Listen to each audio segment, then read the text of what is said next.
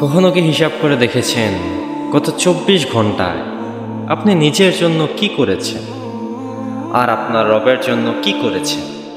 উত্তরটা যদি আপনাকে কাঁদায়, তবে কথাগুলো আপনার জন্য। হে মন, কেন তুই এত বেহায়া? কার জন্য এটা মা? কিসের জন্য অহংকার? এই দুনিয়ার সামান্য আলো, সামান্য সম্পদ, সামান্য ক্ষমতার জন্য তুই আল্লাহকে ভুলে যাস না।